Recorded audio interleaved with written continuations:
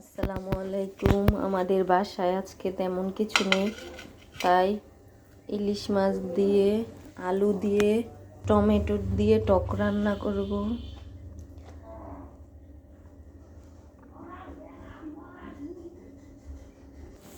একটা ইলিশ মাছ নিলাম, এটা ভাজা করব।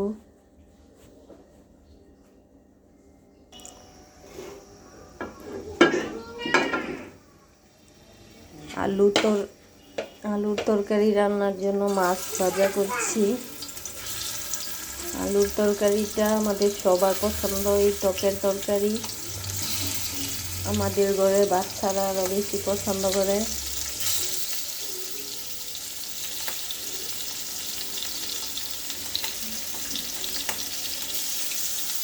আলুর টক কিন্তু ইলিশ মাছ দিয়েই বেশি মজা।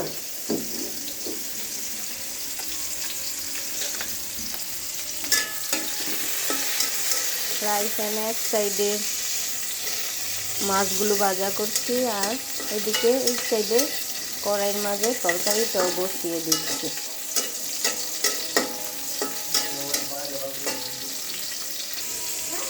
আলুর তরকারিটা বসিয়ে দিচ্ছি, আলুগুলো কষানো হচ্ছে আর মাছগুলো এক সাইড ভাজা হয়ে গেছে। এবার উল্টে দিচ্ছি আরেক সাইড ভাজা হওয়ার জন্য।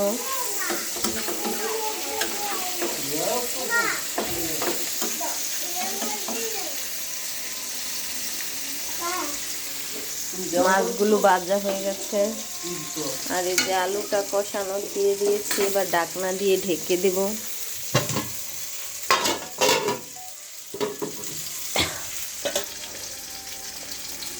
মাছটার তরকারিটা হতে হতে চলুন একটা খুশির খবর দেখে আসি। আমার চীনাল হাঁসের বাচ্চা ফুটছে, তো আপনাদের এগুলো দেখিয়ে আনি।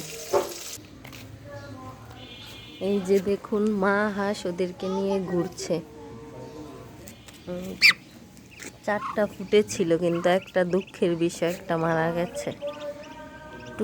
টুনটুনি বাচ্চাগুলোকে দেখতে খুব সুন্দর দেখা যাচ্ছে।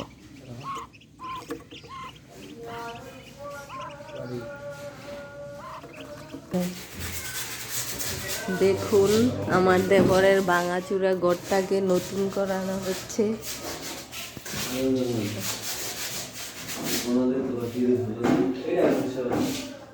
বুঝাই যায় না এটা যে 25 বছর আগের ঘর, মনে হচ্ছে পুরো নতুন ঘর।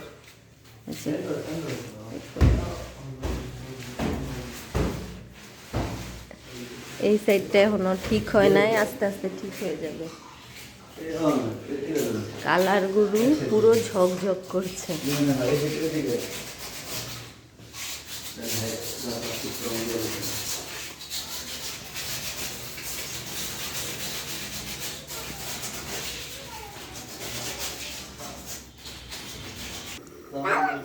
ঘুরে আসতে আসতে আমার তরকারিটাও কষানো হয়ে যাচ্ছে।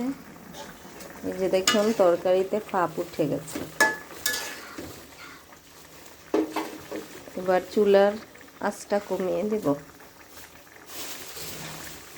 কমিয়ে দিলাম, এবার ঢাকনা দিয়ে আবার ঢেকে দেব। দেখি আলুটার কি অবস্থা। মনে হচ্ছে আলুটা প্রায় সিদ্ধ হয়ে গেছে। এই যে এই পর্যায়ে দিয়ে দিচ্ছি টমেটো।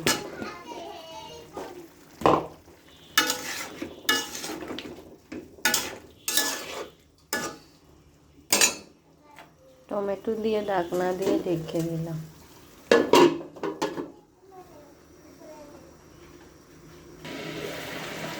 টমেটোটা গলে গেছে, এবার দিয়ে দিব পর্যাপ্ত পরিমাণ পানি ঝোলের জন্য।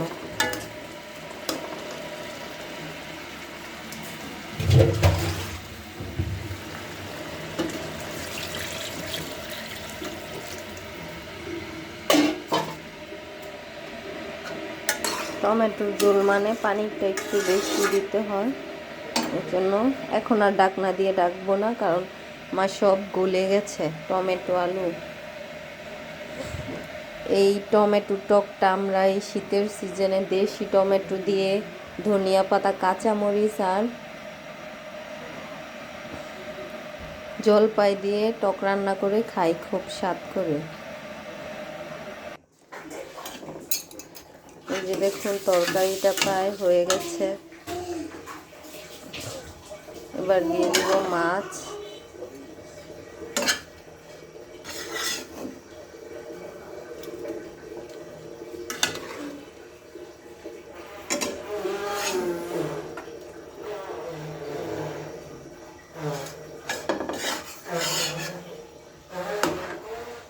একে একে সবগুলো মাছ দিয়ে দিলাম। এবার দিয়ে দিব 2-3টা কাঁচামরিচ।